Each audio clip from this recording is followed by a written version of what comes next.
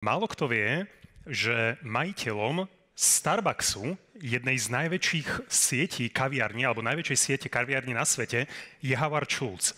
A on tam začínal ako zamestnanec. Jedného dňa išiel do Milána na workshop a veľmi sa mu tam páčilo, ako čašníci po mene zdravili všetkých svojich zákazníkov. A keď sa vrátil do Ameriky, tak dvom majiteľom Starbucksu povedal, že je to super, musia to robiť aj oni, lenže majitelia povedali, že je to nezmysel, on sa nahneval, dal výpoveď. Po 2 rokoch sa vrátil a Starbucks kúpil. Vtedy mal Starbucks iba 6 kaviarní. O niekoľko rokov neskôr vybudoval najväčšiu sieť kaviarní na svete a urobil odvážny krok. Na niekoľko týždňov zatvoril viac ako 13 000 kaviarní v Amerike, aby zamestnancov preškolil. A niekoľko týždňov ich školil, ako predávať, ako komunikovať a po niekoľkých týždňoch od otvorenia strojnásobil zisky. Takže vzdelávanie je dôležité vo firmách, to všetci vieme a však vďaka tomu ste aj tu. Otázkou je, ako dobre na Slovensku firmy vzdelávajú ľudí a v čo nerobia úplne dobre. Takže z mojej skúsenosti firmy na Slovensku veľmi často zvyšujú expertízu alebo odbornosť tých ľudí, zvyšujú znalosť o produkte a majú veľmi veľa produktových alebo expertných školení. Lenže v dnešnej dobe to už bohužiaľ nemusí stačiť. Pretože vy sa na svoju firmu, na svoj produkt, na svoje služby, na svoju značku pozeráte inak ako vaši zákazníci. Kto z vás má deti a videl takúto hračku nad postelou? Dobre, asi tak polovica z vás. Tak takto presne to vidia rodičia.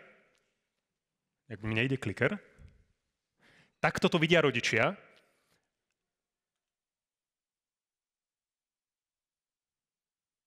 No, toto bude dlhé. A takto to vidia deti. Deti to vidia z úplne iného pohľadu, nie z úplne atraktívneho, lenže ja vám poviem, že takto zákazníci vnímajú vašu firmu, váš produkt. Úplne inak to vnímajú a bohužiaľ v konkurenčnom boji, a asi s klikerom máme nejaké slabé baterky, v konkurenčnom boji bohužiaľ ten zákazník vníma konkurenčné firmy nejak takto. Z pohľadu zákazníka je to všetko veľmi, veľmi podobné. Takže dnes už zákazníkom demonštrovať svoju expertízu, svoju znalosť, svoj super produkt nie je to, na čo tí zákazníci počúvajú. A preto aj my vám dnes povieme, že dnes už nepotrebujete viac expertízy. Ani vy, ani vaši ľudia demonštrovať zákazníkom. To, čo potrebujete, je zvyšovať schopnosť tú expertízu predať. Zvyšovať schopnosť speňažiť svoju značku a na to je dobrý práve marketing a predaj. Marketing a predaj sa považovali v minulosti za dve veci, ktoré spolu súperili a firmy si vyberali. Potrebujem marketing alebo potrebujem predaj. My dnes vieme, že spolu extrémne súvisia a preto aj my vám o tom povieme viac. Preto sme túto prednášku nazvali Nové pravidlá biznisu, pretože v nových pravidlách biznisu vám nestačí len predaj bez marketingu, ani marketing bez predaja. Sú to dve veci, ktoré musia spolu súvisieť. Totiž, ja vám poviem, ako dnes vníma zákazník vašu firmu, vaše služby. Keď prídete do potravín, už vám neprejde argument, že máme čerstvé potraviny. To je niečo, čo človek očakáva od každých potravín, že budú mať čerstvé potraviny. To nie je žiadna unikátna konkurenčná výhoda. To je nejaká samozrejmosť. To znamená, aj vaši klienti očakávajú, že ste v niečom expert, že máte naozaj dobrý produkt, naozaj dobré služby, ale to nie je to, podľa čo sa už dnes rozhodujú, lebo na tom konkurenčnom trhu veľa firiem sú experti, majú super odbornosť, majú super služby, majú super produkty. Takže to, čo vás môže odlíšiť, je práve zlepšovať svoje zručnosti z pohľadu schopnosti sa predať. To znamená zlepšovať sa v predaji, v komunikácii, v marketingu, vo vyjednávaní a v tom, akým spôsobom to lepšie na trhu odkomunikovať. Toto je jeden známy tréner. Miky, prosím ťa, ako sa volá? Jose Mourinho. Tak Miky vie viac o fotbale ako ja. Celá pointa je, že v histórii športu vieme, že tí najlepší fotbalisti sú podpriemerní tréneri. A tí najlepší tréneri boli vždy nevýrazní alebo podpriemerní hráči. A ak firmy náhodou školia predajné zručnosti, vyjednávanie, komunikáciu, väčšinou to školia interne svojimi vlastnými seniormi, ktorí to školia zo svojej vlastnej skúsenosti. A z tých najlepších hráčov sa stávajú častokrát podpriemerní tréneri, ktorí si ten úspech zažili v minulosti, ale ten trh sa brutálne mení. Preto sme aj my dnes s Mikim sa rozhodli, že vám dáme pár tipov k predaju a práve k marketingu. Kto z vás ešte píše na písacom stroji? Ruku hore. Nikto. Znamená to, že písací stroj už nefunguje? Funguje, ale už je novšia technológia. A to je práve paradox, že každý z vás robíte s najnovšími trendami, možno máte najnovší mobil, najnovšie auto, najnovší notebook. Otázkou je, či máte najnovší predajný proces, aký je možný na trhu mať, či máte najlepší generátor lídov a nových príležitostí, alebo najnovší možný vyjednávací proces. Dnes sa predáva inak ako pred 2 rokmi. Otázkou je, ako vy a vaši obchodníci komunikujete, predávate a vyjednávate. Akým spôsobom robíte marketing, či to takisto inovujete. Takže preto otázkou je, ako ten marketing a sales spojiť. A dnes vám poviem, že čoraz väčšia časť predajného procesu sa presúva do marketingu. V minulosti v showroome potrebovali obchodníci 3,2 návštevy na jedno predajné auto. Dnes je to 1,2 návštevy. Lebo zákazníci sa čoraz viac rozhodujú online, pozrú si recenzie, pozrú si videá, pozrú si nejaké informácie, urobia si konfiguráciu a vlastne ten predaj zaujíma čoraz menšiu časť. Takže preto ten marketing je čoraz dôležitejší a vy potrebujete byť top of mind. Keď vám poviem, predstavte si nejakého golfistu. Aké meno vám napadne? Tiger Woods. Komu napadol Tiger Woods? Väčšina z vás. Keď vám poviem plavec, predstavte si nejakého plavca. Kto vám napadne? Kto má Michael Phelpsa? Väčšina z vás. Keď vám poviem bicyklistu, nejaký naozaj dobrý bicyklista, kto to je? Sagan. Komu napadol Sagan? Väčšina z vás. A keď vám poviem telefón, mobil, aká značka vám napadne? Samsung, iPhone. Kto má iPhone? Kto má Samsung? OK, to sedí s trhovými podielmi. Takže vy to, čo potrebujete, byť top of mind. To znamená, vám nestačí, že ste jeden z mnohých a myslíte si, že ste najlepší. Zákazník má vás považovať za top of mind. To znamená, keď sa povie váš segment, máte to byť vy.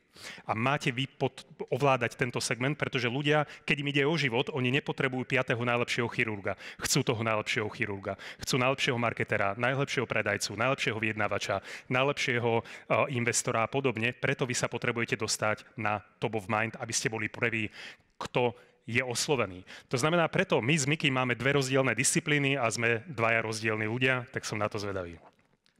Peťo je kravatový a ja som šiltovkový, Peťo je elitársky, ja som ľudový. Peťo je super rétor, ja som technický typ, toto je frontend, toto je backend. Peťo je macher v predaji, ja sa trošku rozumiem marketingu. Yin-yang, sme úplne rozdielni, ale sme úplne komplementárni. Vzájomne sa doplňame. A to je presne posolstvo tej dnešnej našej prednášky o tom, ako sa marketing a predaj vzájomne doplňajú a čo tvoríte nové pravidla biznisu. Takže prvé pravidlo je, že ten prvý dojem je len jeden. To byla jedna z najčastejších chýb, ktorými sa stretávam na mojej puti LinkedInom, a to je podcenený prvý dojem. Čo sa stane, keď ľudia prekliknú na váš profil? Akú vidia užitočnosť? Lebo starý LinkedIn bol pasívny LinkedIn. Ľudia tam mali iba názov pracovnej pozície, názov organizácie a nič viac. A vy ste sa museli dohľadávať ďalšími informáciami. Dnes už sa to zmenilo, dnes už to nestačí. Potrebujete povedať svoju užitočnosť, svoju expertízu. Peťa sme tu videli ráno, takže hneď viete, že čo je tá jeho oblasť záujmu, svoju kredibilitu, právnická firma roka a poprípade aj to vzdelanie. Takže ten prvý dojem je fakt dôležitý. Ďalší príklad z finančného sveta. Tomáš Terek, napríklad, biznis konzultant. Dnes, keď sa ľudia pozerajú na ten LinkedIn profil, tak oni doslova vidia ten hamburger, oni vidia Big Mac. Takže tá profilová fotka, tá fotka v pozadí je extrémne dôležitá, to je tá veľká žemľa. Takže keď Tomáš má tam fotku z Reshoperu, z jednej z najväčších československých e-commerce konferencií, hneď ho kotvíme, že ten človek má kredibilitu. Dušan Šulov, tiež vidíte tú silu presného čísla. Čiže nie je to nejaké virtuálne číslo, že okolo 1000 viac, ale je to, že 350 klientov rentierov. Vidíte, že hovorilo v médiách, vidíte, že má obsahový web, takže ako náhle hneď máte ten prvý dojem. Takže nepodceňujte ten prvý dojem. A čo si tiež všímam, je, že ten starý mindset bol o tom, že my sme trošku hazardovali s tou ľudskou pozornosťou. Že pozrite si web, tam si nájdete informácie. Ono sa to dnes trošku zmenilo a teraz, čo je dôležité, je, aby vy ste mali svoju výkladnú skriňu, aby vy ste mali ten svoj Forbes. Takže toto je Roberta Mecková, moja učenkyňa, taká známa realitná maklérka z Košíc. A čo je jej výkladná skriňa? Jej výkladná skriňa je toto video. Takže pozrieme si video a povieme si, že čo nám to video dalo. Poďme na to.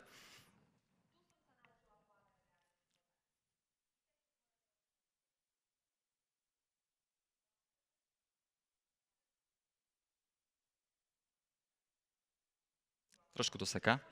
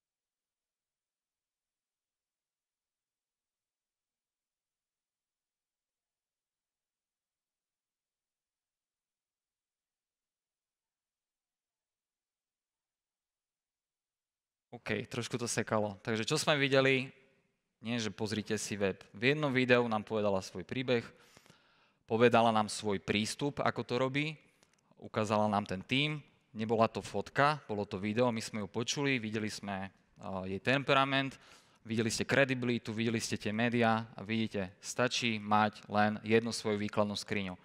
Nemusí to byť úplne super spracované video, môže to byť pokojne nejaký blog, môže to byť pokojne nejaký článok, môže to byť niečo, cez čo chcete byť vnímaní. A tu vám v tomto celku mám povedať ešte jednu takú, ja tu mám lacnú fintu, a to je to, že aj vy v bežnom styku používate nejaký súkromný e-mail, napríklad tento Gmail, a pokojne si môžete dať odkaz do vášho e-mailového podpisu a tým pádom každému, komu posielate nejaký ten e-mail, tak zrazu dostane nejaké to video.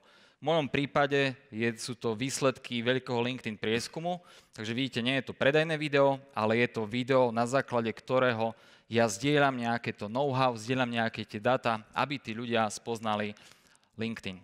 OK? Takže toto bol môj taký rýchly tip a nezabúdajte, prvý dojem je len jeden. Možno si teraz kladiete otázku, že OK, prvý dojem, jasné, však to všetci vieme, že potrebujeme robiť prvý dojem, ale ja vám poviem, čo sa dnes stáva a čo je iné ako pred 3 rokmi. Ja som v biznise v predaji 23 rokov a posledných 13 rokov profesionálne školím. Pred 4 rokmi, keď som prišiel školiť nejakú firmu, tak tí ľudia ma prvýkrát videli a robili si prvý dojem na základe toho, ako ma videli. Dnes je to inak. Dnes prídem na školenie a väčšina ľudí ma pozná, nepoznali ma predtým, keď vedeli, že idú na školenie, ale keď dostali informáciu, že budú mať školenie, tak si pozreli moju digitálnu stopu. Pozreli si môj LinkedIn, Facebook, Instagram, naštudovali si, vypočuli si nejaké podcasty, popozerali si proste nejaké moje videá, vypočuli si videokurs, ktorý mám na sedu a jednoducho to bol ten prvý dojem, ktorý si oni vytvorili. Ale nikto z nich nevidel moju web stránku, to je zaujímavé. To znamená, že vaši ľudia, vaši zákazníci, potenciálni zákazníci budú si robiť a vytvárať prvý dojem z vašej digitálnej stopy, nie z vášho prvého stretnutia s vami. To je to, čo sa v tejto dobe menilo a výhoda je, že svoju digitálnu stopu máte 100% pod kontrolou a na Slovensku ľudia strašne podceňujú. K prvému dojmu ja vám poviem, moja otázka je, od koho by ste radšej kúpili?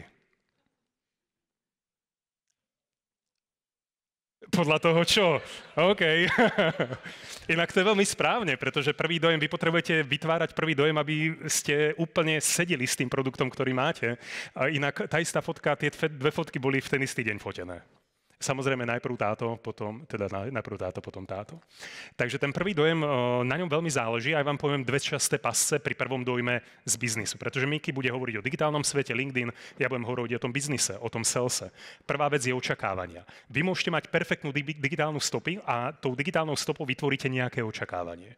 A potom tí ľudia vás spoznajú cez tú digitálnu stopu, stretnú vás naživo a zrazu zistia, že nie ste to úplne vy.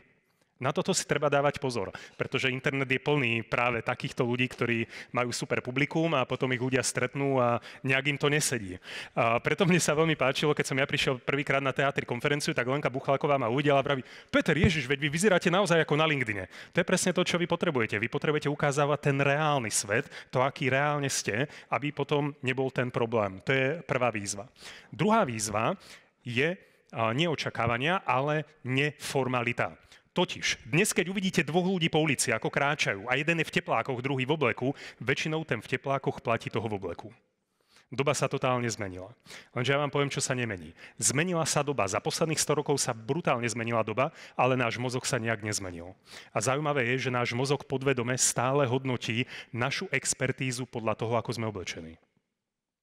Dokonca vám poviem, že pre jednu nemenovanú banku sme robili jeden projekt, kde cieľom bolo vytvoriť nejakého chatbota, s ktorým sa ľudia budú chcieť rozprávať. A my sme urobili XY štúdií a podobne, skrátim to. Výsledok bol, že ľudia aj na Slovensku potrebujú obchodníka, ktorý je formálne oblečený a neformálne rozprávajúci. To znamená, čím formálnejšie ste oblečení, tým jeho podvedomie vás pokladá za väčšieho experta a čím neformálnejšie rozprávate, tým si s vami lepšie buduje vzťah. Väčšina ľudí na Slovensku to robia naopak. Oblečú sa neformálne, lebo však pohoda, taká je doba, a potom sa snažia chrliť odborné výrazy, aby ukázali, že sú expert. Je to úplne naopak. To znamená, vy to potrebujete robiť inak. Formálne oblečený, neformálne rozprávajúci. Rozprávať hovorovo a byť oblečený tak, ako má najväčší expert vo vašom biznise naozaj vyzerať. OK, zaujímavé pre vás? Toto je to, čo je zaujímavé v tejto dobe. Takže neformalita. A keď už Miky hovorí o tom Gmaili, ja vám poviem ešte, čo nerobí úplne dobrý dojem. Keď za mnou príde nejaký expert na investovanie, povie, že má super diamanty a urobí so mňa milionára a aké super má výnosy, dá mi vizitku a tam je jeho priezvisko @gmail.com. A ja si poviem, OK, nemá 5 eur na doménu, a jednoducho, ale mne hovorí o tom, aký ja budem bohatý. Pozor na to, aby ste neurobili zlý dojem nejakou úplnou maličkosťou. Čiže Gmail neodporúčam, upgradenite si ho za 5 eur mesačne na profesionálny e-mail. Okay, poďme ďalej. S tým sa veľmi často tiež stretávam, že my si veľmi myslíme, že ľudí fakt zaujíma, že čo v skutočnosti robíme. Je to aj kvôli tomu, že každý žije v nejakom tom rytme, v nejakých tých rituáloch, v nejakej tej rutine, ale ľudí nie až tak zaujíma, že čo robíte, ale ľudí zaujíma, že ako rozmýšľate. A teraz prejdeme aj k LinkedInu. Budem hovoriť o masle. Lidl, 61% maslo, akcia 1,75.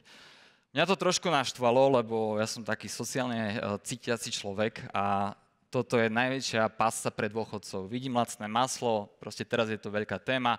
60% maslo, ten produkt sa volá 3/4 maslo. Vidíte tam tie 3/4 na tom obale? Ja ani nevidím, nie? To splýva. OK, takže tento príbeh masla videl celý Poprad.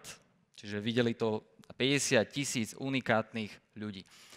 No a kto sa zapojil, koho zaujalo takéto maslo? Napríklad to zaujalo riaditeľa československého XXX Luz.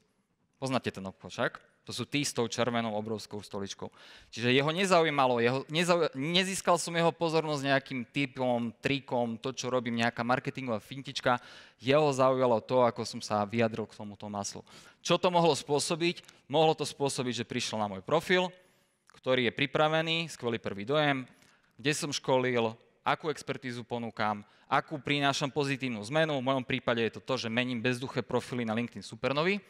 A možno sa mohlo stať to, čo som ukazoval pri Roberte, realiťačke, že mal prístup k mojej výkladnej skrini, k tomu môjmu Forbesu. Proste riaditeľ mal prístup k tomu, k peknému článku na autoritatívnom webe, na aktualitách, o tom, ako radím riaditeľom na samotnom LinkedIne. Víte, treba byť pripravený na každú jednu návštevu. Každá jedna návšteva nech stojí za to.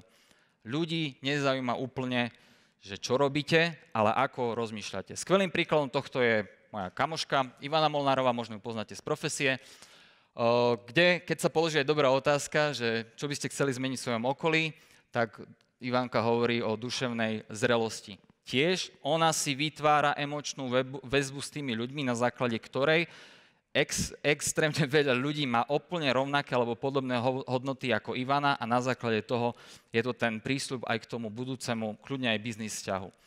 Ďalší príklad toho rozmýšľania. Vašek, môj učeň, on začínal s 500 followermi na LinkedIn. Tiež keď sa povie dobrá otázka, čo ho obohatilo pri cestovaní, kde hovorí o tom, že v Čechách katastrofálny prístup, jeho dcera spadla na jednej pome, vrieskal po ňu lekár, v Rakúsku na obrovskej šesedáčke, nikto po nej nevrieskal, pomohlo jej to vyše 100 000 videní. Opäť, čo tí ľudia urobia? Budú sa zaujímať o Vaška, lebo sa im páči, ako Vašek to vystihol, ako Vašek premýšľa. Filip Kahón, tiež Keď ste napríklad, to je tiež taká dobrá rada, keď ste v svojom odvetví a stále si myslíte, že stále o tom istom, zamyslite sa nad tým, že aké prekvapivé zistenie napríklad súvisí s vašim odvetvím alebo s tou vašou prácou. V jeho prípade je to to, že stretol nejakú holandskú náborárku, svetoznámu, a ona mu povedala, že ona nepríjma perfekcionalistov. Je to dostupná téma na to, ako rozmýšľame? Celý ten status je o tom, o kritike, dokonalosti a perfekcionalizme. Čiže vidíte, že ľudí nezaujíma úplne, že čo robíte. To si ľudia nájdu na tom LinkedIne, to si ľudia nájdu pri tom prekliklo, to si ľudia nájdu na tom Google. Ľudí zaujíma reálne, že ako premýšľate. Peťo, ideš. Tak povedali nám, že máme iba jeden kliker, že si ho musíme predávať, tak som povedal v pohode, ja rád predávam.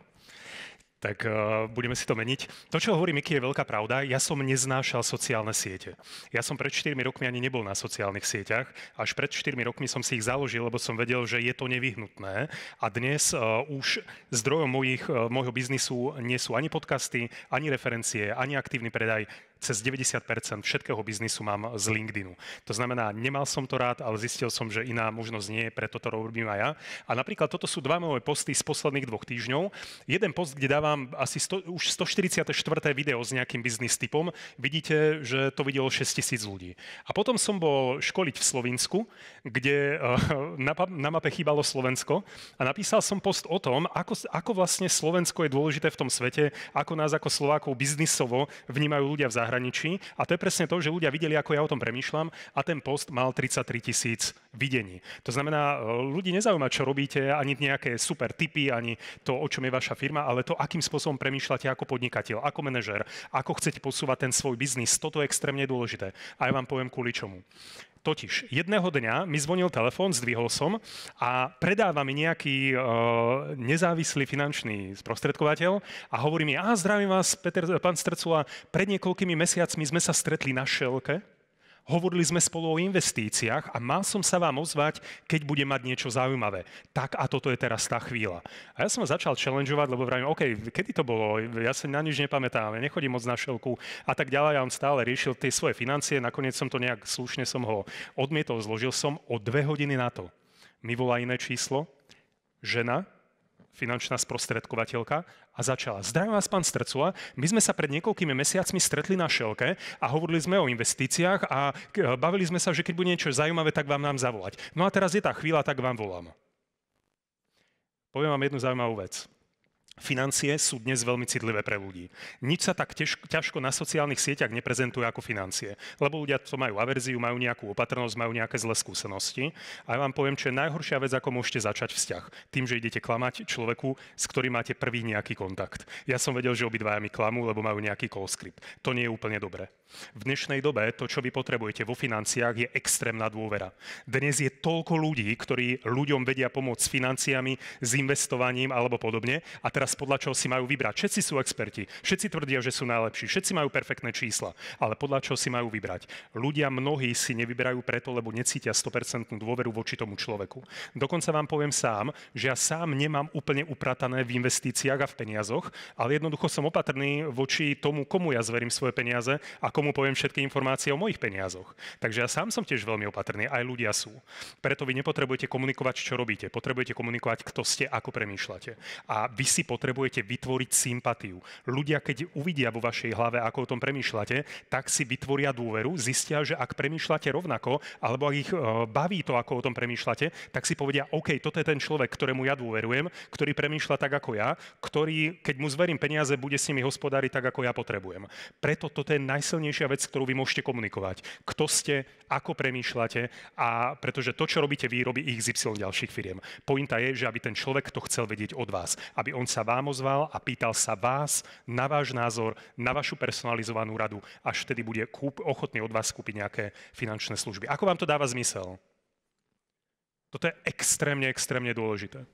Takže ľudia vám budú dôverovať, ak sa im budete páčiť a ak sa im bude páčiť, ako premýšľate. Pretože ľudia nekupujú od firiem, ľudia kupujú od ľudí. A vy tú ľudskosť potrebujete ukázať. Vy potrebujete vyvážiť expertízu a ľudskosť. Na Slovensku väčšina ľudí komunikuje len tú expertízu. Na tú ľudskosť sa zabúda a to je ten trend, ktorým vy sa dokážete brutálne odlíšiť. Takže ľudia kupujú od ľudí, ktorých poznajú a sú im sympatickí, vytvárajte sympatiu. To je to, čo potrebujete na sociálnych sieťach, či už je to LinkedIn alebo iné siete, komunikovať. Keď si zoberiete, Tim Cook má oveľa viac followerov ako Apple, Bill Gates má oveľa viac followerov ako Microsoft a to tam robia 10 000 ľudí. Ľudia chcú nasledovať ľudí a ich myslenie, nie firmy ani silné značky. Takže ľudia zaujíma, ako premýšľate. Dobre, určite ste sa zamýšľali nad tým, že kto je tá vaša konkurencia. A zamýšľali ste sa nad tým, že kto je vaša konkurencia na internete? Proste vaša konkurencia na internete sú úplne, že všetci. Nie len finanční poradcovia, nie len realitní makléri, nie len nejakí projektáci, úplne všetci. Čiže aj ten jeden z mojich ako keby takých dôvodov, ako motivujem ľudí venovať sa práve LinkedInu sociálnej sieti, je, že vy tam nemáte konkurenciu krásnych dievčat, báb, dovolenky a tak, že tam je menšia konkurencia toho obsahu. A ide o to, že dnes najdôležitejšia veličina, ktorá je pozornosť. To je tá najdôležitejšia komodita. A ja vám teraz zazdielam nejaké moje konkrétne tipy, kde ja som spojil teóriu od Filipa Kahuna, ktorý napísal jednu z najlepších tuzemských marketingových knížiek. Tá kniha sa volá Boj o pozornosť 1 a 2. A ja vám teraz zazdielam nejaké konkrétne tipy, konkrétne statusy, ako bojovať o tú pozornosť. Takže prvý tip je dráma. Netreba sa toho bať, že ideme robiť z toho nejaký ten bulvár, ale vy kľudne môžete dramatizovať ten jazyk. Môj najväčší stres v živote, samo o sebe už je to dráma. 27 ľudí robí na javisku to isté, bal som sa, že budem ten 28, ktorým to celé pokašle. Dramatizujem. Ivana Molnárová, povedzme si otvorene, nalejme si čistého vína. Vidíte? Tú dramatickú väzbu. Dramatická väzba, na základe toho zachytávame pozornosť tých ľudí. Asi vyslovím extrémne populárny názor. Éra lacného cestovania a turizmu sa musí skončiť. To už som hovoril dávno predtým, než boli protesty na Malorke a v Barcelone. Ale vidíte, asi budem nepopulárny. Asi teraz naštvem HR. To sú tie dramatické väzby, na základe ktorých získavate pozornosť a ľudia vám budú venovať viacej času. Druhý magnet pozornosti sa volá odmena. To je veľmi populárny pri ľuďoch, ktorí zdieľajú know-how, takže takíto kadejakí ľudia, ako sme my, konzultanti. A to sú napríklad tie konkrétne veci. 5 tipov, ako niečo urobiť. 5 vecí, na základe ktorých sa rozbehnete ďalej. 5 príkladov.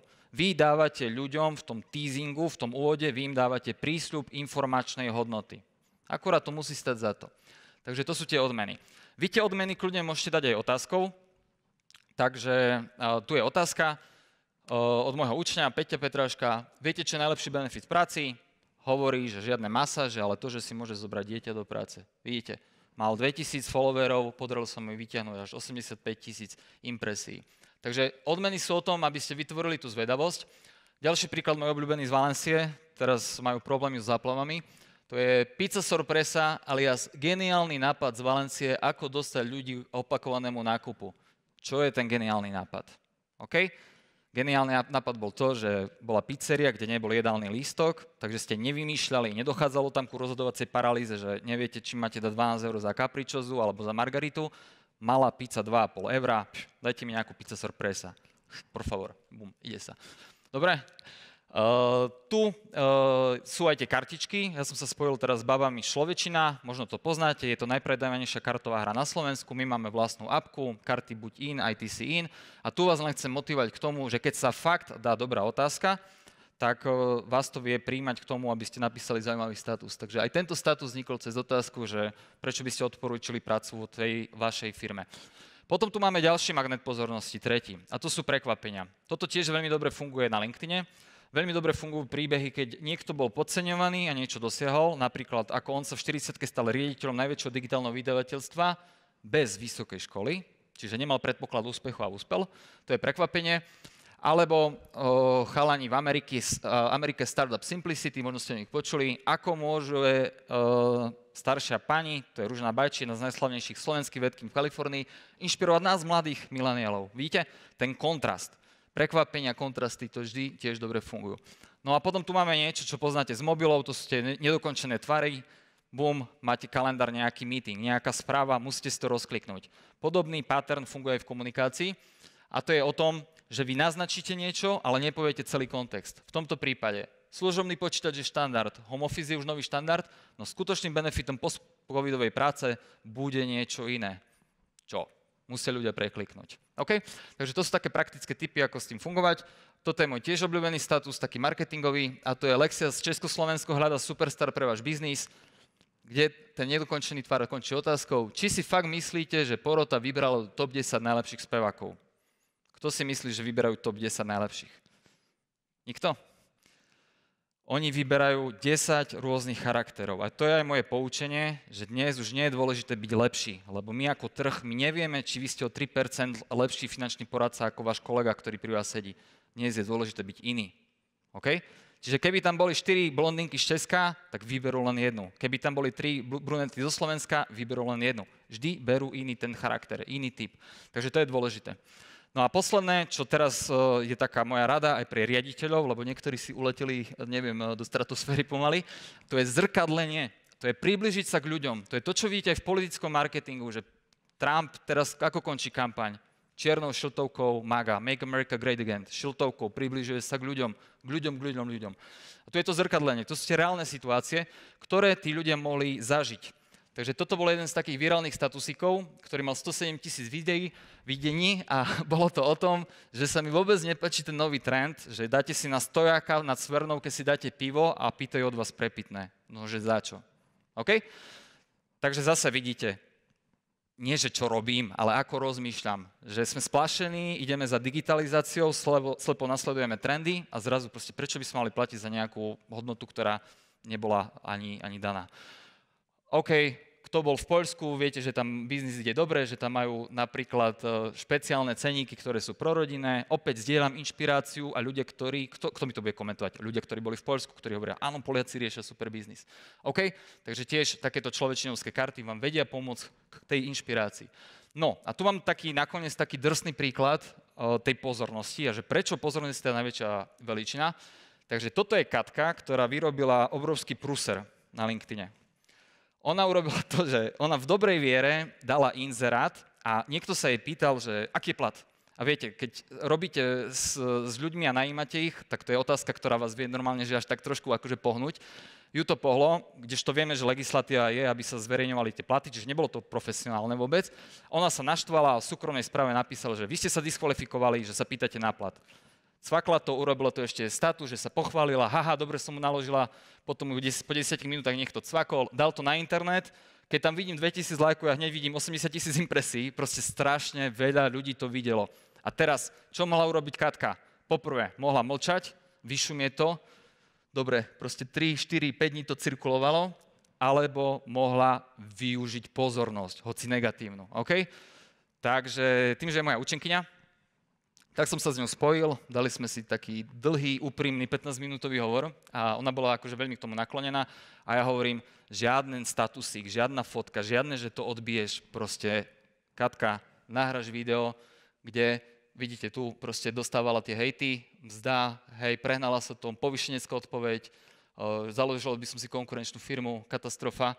Takže Katka nahrala video, úprimné myšlienky, ktoré mala, dovysvetlila kontext, ospravedlnila sa, išla s kožou na trh. No koľky by išli fakt s kožou na trh, aby povedala sorry, pokašľal som to, proste ide sa ďalej. Takže mala pozornosť, chytila pozornosť a tú pozornosť prekonvertovala na niečo lepšie. A potom už mohli chodiť aj takéto komentáre, že je to maličkým, ale je to niečo pozitívne. Hej, super, sebereflexia sa v dnešnej dobe nevidí. Klobúk dole, idete s kožou na trh. Ivana, ktorú som spomínal, hej, super, netreba sa báť, priznať to. 27 000 unikátnych ľudí využila pozornosť a premenila ju na niečo dobré. Takže nezabúdajte, vy nesúperíte s komunitou, s nejakými rebríčkami, s neviem čím, vy súperíte so všetkými v tom internetovom priestore a práve preto pozornosť je tá najdôležitejšia komunita. Mám na vás otázku. Keď vy hovoríte inému človeku, keď bežný človek hovorí niečo inému človeku, ako dlho ho ten človek počúva? Keď vy hovoríte niečo svojmu klientovi, ako dlho vás on počúva? Podľa Harvardu len 20 až 40 sekúnd. To je dobrá alebo zlá správa pre ľudí, ktorí predávajú. To je zlá správa. To je dobrá alebo zlá správa pre ľudí, ktorí školia. Ľudia vás počúvajú len prvých 20 až 40 sekúnd. Preto nový trend, ktorý je v predaji, je, že vy potrebujete čokoľvek dôležité povedať stručne a triafať klinec po hlavičke. Tí ľudia vám nebudú venovať pozornosť. Oni si vás vypočujú a po 20 sekundách sa rozhodnú, či vám dajú 2 minúty ďalšie. Ak áno, tak potom znovu vám dajú ďalších 5 minút. Ale vy o tú pozornosť musíte brutálne bojovať. Dnes sú preč časy, kedy prišiel obchodník alebo nejaký majiteľ a prišiel odprezentovať portfólio našich služieb. Koho to zaujíma? Vám, keď niekto zavolá, že my sme nová firma, chceme odprezentovať portfólio vašich služieb, kedy môžeme prísť na hodinu do vašej firmy? Čo ste? Nemáte na to čas. Takže jednoducho aj v tom predajnom procese ľudia nemajú čas. Pozrite si rôzne formáty, kde ľudia bojujú o investorov. Majú 20 sekúnd, majú 30 sekúnd, majú 1 minútu. V talentových súťažiach človek dostane minútu alebo 2, nie je 10 minút na vystúpenie. Pozornosť sa čoraz skracuje a preto aj na osobných stretnutiach dnes už argumenty nepredávajú. A najhoršia vec je myslieť si, že čím viac poviete, tým máte väčšiu šancu uspieť. To vôbec nie je pravda. Ak chcete vedieť viac, ja som pre Forbes napísal jeden článok práve o pozornosti a je tam nejakých 5 tipov, akým spôsobom si túto pozornosť natiahnuť, tých 20 až 40 sekúnd. Takže viete si to ľahko nájsť. To, čo vám chcem povedať je, že keď ľudí presvedčíte online, nemusíte ich presviečať osobne. Osobne vám tú pozornosť nedajú počas toho stretnutia. Ale vy na nich viete pôsobiť cez sociálne siete, ukazovať im, čo robíte, ako premýšľate, aký je ten váš príbeh, čo zažívate, čo sa vám darí, čo sa vám nedarí a oni to navnímajú a už im o tom nemusíte hovoriť na stretnutí. Poviem vám, že viac ako polovica telefonátov, kedy nám volajú potenciálni klienti, nás nevolajú do tendra, nevolajú nás na stretnutie, pýtajú si termín. Asi tretina klientov s nami nerieši cenu, my im len pošleme faktúru a tú cenu sa dozvedia až po školení. To znamená, že tí ľudia sa nám ozývajú, ja už vás sledujem pol roka, ja vás už sledujem 3/4 roka, ja už vás sledujem 2 roky, teraz potrebujeme, príďte k nám. O tom sú už potom tie telefonáty. Takže keď vám ľudia veria, nemusia všetkému rozumieť. Keď vám budú dôverovať, nemusíte im vysvetľovať detaily. Oni sa na to nebudú pýtať. Mňa dnes naozaj nezaujíma, vďaka čomu funguje fotoaparát na novom iPhone. Ja tomu nemusím rozumieť. Ja ho proste chcem a si ho kúpim. Takže ľudia sa rozhodujú veľmi spontánne, rýchlo na základe malého množstva informácií. Nezahlťujte ľudí informáciami. Oni to nepotrebujú. Vy ich potrebujete zahltiť dôverou, vzťahom a podobnosťou. Argumenty dnes už nepredávajú. Ak je váš proces predaja alebo získavania investorov alebo náboru založený na argumentoch, ja vám poviem, že dnes už nefungujú. Prečo? Poviem to veľmi zjednodušene. My máme 3 mozgy. Zadný plazy, ktorý bol ako prvý, potom stredný a potom tzv. Prefrontálny kortex, neokortex. A funguje to tak, že ja urobím rozhodnutie, ktoré je podvedomé a emočné a urobí ho plazí mozog. Následne v milisekundách neskôr toto rozhodnutie prejde do prefrontálneho kortexu a tam si vytvoríme tzv. Spätnú racionalizáciu. To znamená, vytvoríme si dodatočne argument, prečo sme sa tak rozhodli, aby sme si to vedeli obhájiť pred sebou a pred životným partnerom alebo pred kolegami. A potom ja očakávam, že tento argument logicky, keď ja poviem tu na Mikimu do jeho prefrontálneho kortexu, tak ja očakávam, že jeho prefrontálny kortex pošle ten argument dozadu do jeho plazieho mozgu a na základe toho urobí emočné podvedomé rozhodnutie. To bohužiaľ nefunguje. To znamená, že vy nedokážete ľudí presvedčiť argumentáciou. Ja vám poviem, na čo slúži argument. Na to, že keď ho presvedčíte podvedome emočne a on to chce urobiť, tak on dodatočne a ak si nevie vytvoriť spätnú racionalizáciu, tak jednoducho si to môže rozmyslieť, začať o tom pochybovať, alebo si to nepresadí doma alebo vo firme pred ostatnými. Takže vy ho potrebujete presvedčiť inak a potom mu logickým argumentom len pomôcť, aby si to rozhodnutie obhájil pred sebou aj pred ostatnými. Na to je dobrý dnes argument, ale nie na to ako primárny nástroj presvedčenia. Preto vy potrebujete vedieť predávať a presviečať cez predajné komunikačné a rétorické techniky, nie cez argumenty. Dá sa to naučiť a o tej najsilnejšej rétorickej technike vám povie za chvíľku Miki. Storytelling predáva sám. Viete, aká je najpopulárnejšia kniha na svete? Najpopulárnejšia, najčítanejšia kniha na svete je Biblia. O čom je Biblia? Biblia je o príbehoch. Tento jednoduchý komunikačný pattern, tento jednoduchý komunikačný vzorec platí samozrejme aj pri storytellingu. Takže ja sa vás dovolím opýtať, ste tu najväčšie finančné hlavy na Slovensku, koľký z vás si úprimne myslia, že som spravil totálnu finančnú hlúposť, že som v 35-ke za 5 rokov splatil hypotéku. Ruky hore, proste smelo, dajte, poďte do mňa. Lenka 3 ruky dala hore, hej, všetko. OK. Dobre, nemyslíte si to len vy? Myslí si to aj LinkedIn. Už som dostal, že to je poriadna ekonomická hlúposť, je to špatný finančný rozhodnutí. No a ja vám chcem povedať o niečom inom. Ja vám chcem povedať teraz trošku o positioningu. Ja vám chcem povedať o tom, ako vás vníma trh, ako vás vnímajú ľudia. Takže ten primárny level je to, že vás ľudia aspoň asociujú s tou témou. Čiže keď ste finanční poradcovia, niečo robí s tými financiami. Keď ste realitáci, niečo robí s tými realitkami. A môžete byť jeden z 20. Jeden z 10. Čiže on to robí a tak to stačí. To je ten primárny level. Ale my chceme ísť ďalej. My chceme ísť to, čo spomínal aj Peťo, my chceme byť top of mind. My chceme byť shortlist. My chceme byť to, že keď sa povie, že povedz mi 3 najlepších, tak ako si vravel Sagan, Coca-Cola, Tiger Woods, proste povedz mi 3 najlepších, vy chcete byť v shortliste. Nemusíte byť každému sympatický, hrá tam rolu aj to, že žena, muž, starý, mladý, drzý, pokorný, kadečo možné. Nemusíte byť tým ľuďom sympatickí, ale minimálne budete v shortliste. 3 najlepší školiteľa na predaj, 3 najlepší LinkedIn, 3 najlepší finanční poradcovia, 3 najlepší realitní makléri v Košiciach. Príklad, OK? No, ale je tu ešte jedna vrstva, o ktorej sa nehovorí, a to je táto vrstva. A to je to, že ten človek má za sebou nejaký ten príbeh. Viete prečo? Lebo tie príbehy sa šíria sami. Tí ľudia nebudú hovoriť, že to je ten, čo spravil super video s 10 tipmi. Hej? To je ten, čo proste nám ukázal novú funkcionalitu.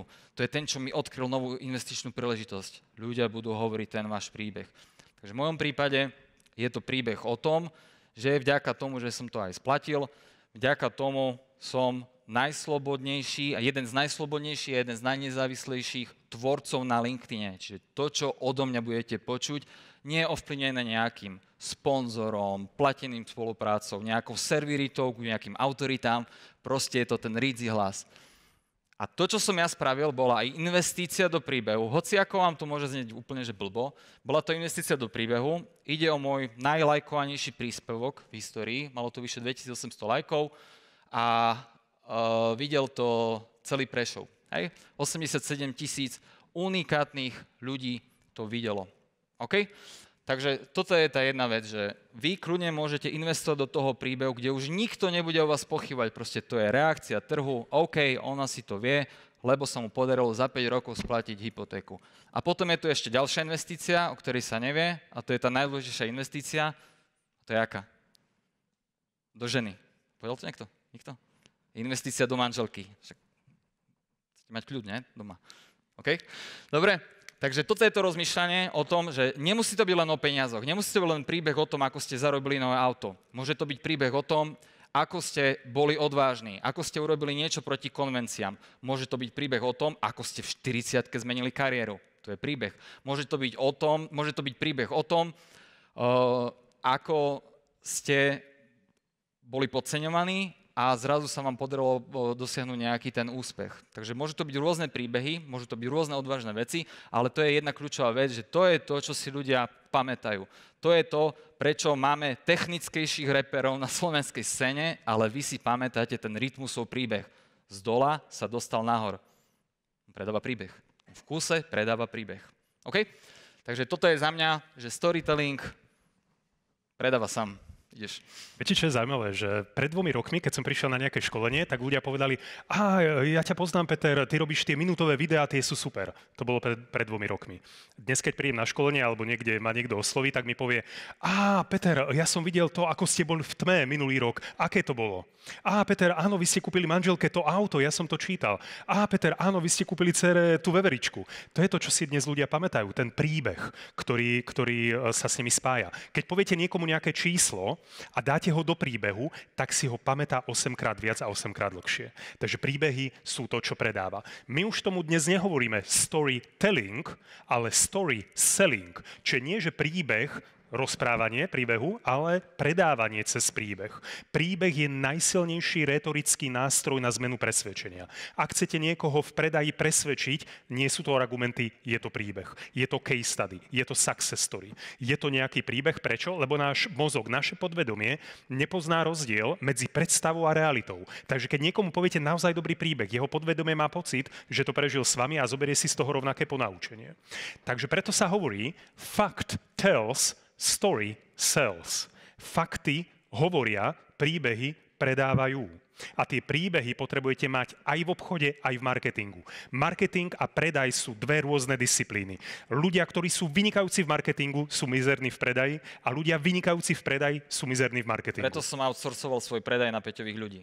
Takže my máme aj sales agentúru a poviem vám, že častokrát experti sú mizerní aj v predaji, v marketingu. Hej, to je v pohode, každý je v niečom dobrý. A práve my s Mikim vám dnes hovoríme o princípoch, ktoré má predaj a marketing spoločné, aby ste dokázali to využiť.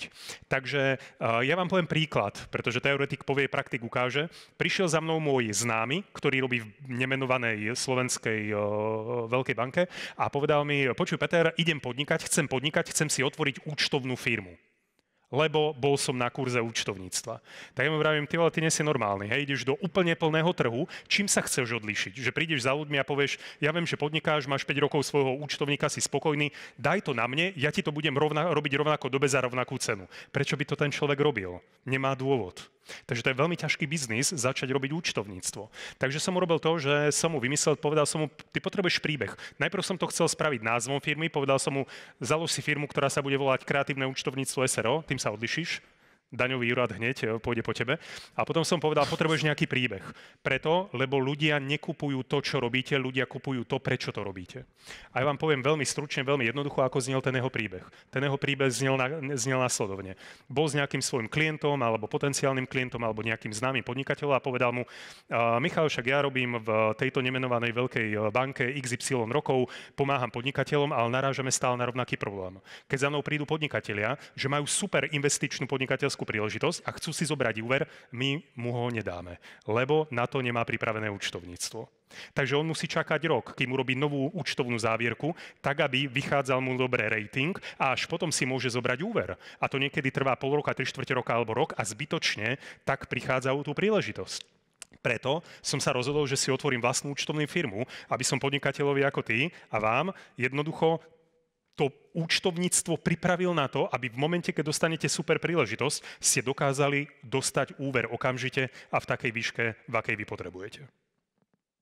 A toto je to, vďaka čomu v priebehu prvých 2 mesiacov získal oveľa viac klientov, ako potrebuje a už dneska náboruje, má nových zamestnancov a podobne. To znamená, ľudia nekupujú to, čo robíte, kupujú to, prečo to robíte. A vy potrebujete komunikovať tento príbeh. Nielen ako premýšľate, ale prečo podnikáte, za čo bojujete, proti tomu, čomu bojujete, čo vlastne chcete zmeniť a nie v čom je váš produkt o trošku lepší ako produkt všetkých ostatných konkurentov. Príbeh je najsilnejší nástroj na zmenu presvedčenia a potrebujete a môžete to využívať aj v predaji, aj v marketingu. Nebuďte korporátna brožúrka, ktorá iba sa chváli, jaký ste vy super.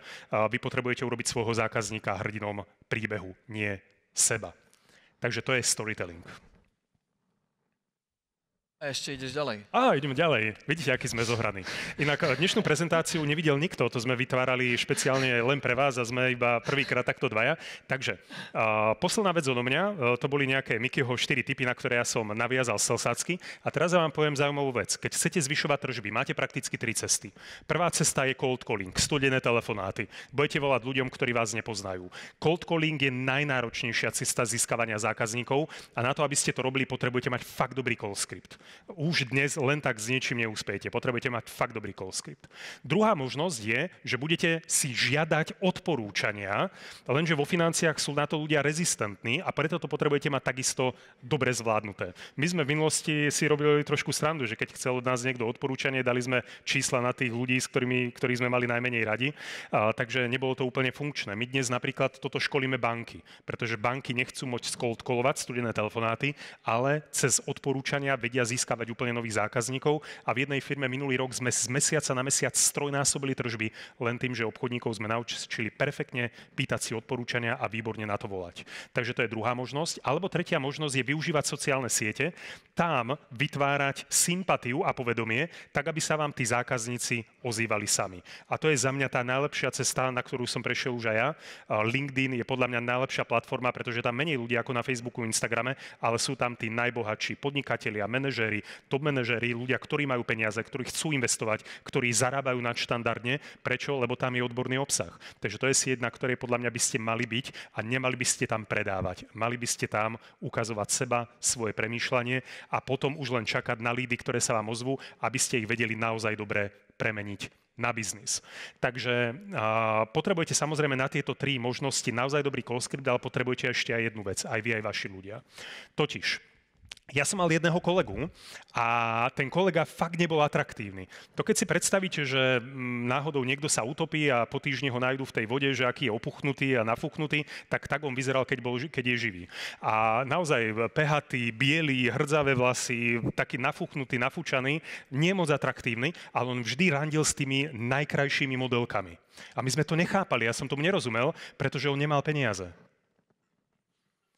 A vôbec som netušil, čo na ňom tie baby vidia, lebo naozaj proste to bola záhada. A ja som sa opýtal, ako je možné, že randíš s najväčšími modelkami. A on povedal, vieš, Peťo, tie klasické baby, že na tie si trúfne každý, ale na tej najkrajšie nikto. A oni 2 roky nemali rande. A ja tak prídem ako záchranca a som jediný, kto ich pozve na rande a oni idú.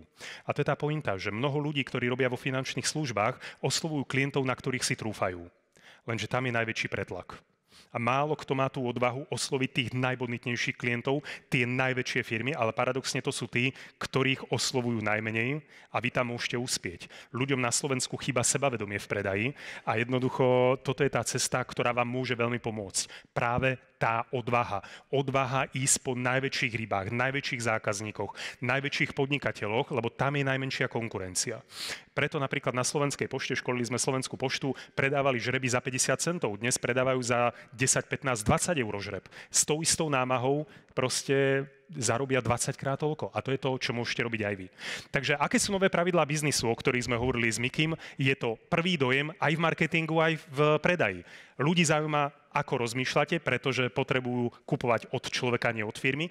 Pozornosť. Je to boj o pozornosť aj v reklame, aj na stretnutiach a storytelling, to znamená rozprávanie príbehov a 2 moje ešte tipy, super skripty a mať odvahu na tie najväčšie ryby. Super. Posledná vec odo mňa je tá, že dnes už sa fakt zmenilo to spotrebiteľské správanie. Kedy si stačilo 20% marketingu trošku a 80% predaja. Predstavte si nejaký kamenný obchod, predávate tenisky v okresnom meste. Keď sa ľudia dostali priamo do toho obchodu, začal sa ten 80% proces toho predaja. Už aj ponožky ste mu predali, upsell, downsell, to už vám Peťo povie. Dnes sa to zmenilo, dnes už tá paradigma sa zmenila s tým, že ľudia sú a spotrebitelia sú maximálne informovaní, sú najlepšie informovaní v histórii. Takže teraz je to len o tom, aby tí ľudia začali s vami vzťah. Vy s nami môžete začať vzťah tým, že pôjdete na LinkedIn, vyklikáte si Peťové meno, vyklikáte si moje meno, dáte nám follow alebo connect a takto môže začať ten vzťah. Ak sa vám naša prednáška páčila, nepáčila, budeme radi, keď nám priamo napíšete a my sa vám určite ozveme.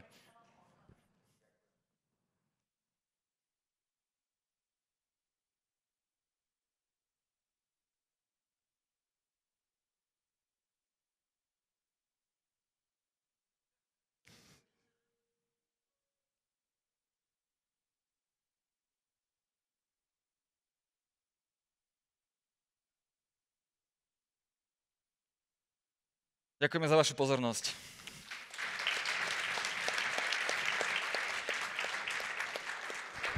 Pozornosť. Ďakujeme veľmi pekne. To bol Miki Plichta a Peter Strcula. Ďakujeme. Pekný večer. Ďakujeme páni. Ešte teda na pripomenutie budeme mať aj budúci rok Infestival, ktorý bol mimoriadne úspešný v tomto roku. To bola jedna z našich najúspešnejších konferencií, kde bolo vyše 600 ľudí. Do tejto sály sa zmestilo toľko ľudí, kde sa rozprávali, alebo teda odborníci hovorili o LinkedIne, ktorý je veľkým fenoménom aj na Slovensku. A túto konferenciu budeme organizovať aj v budúcom roku vo februári. Takže ste všetci srdečne pozvaní. Páni, ďakujem veľmi pekne. Ďakujeme aj my za pozvanie. Pekný večer.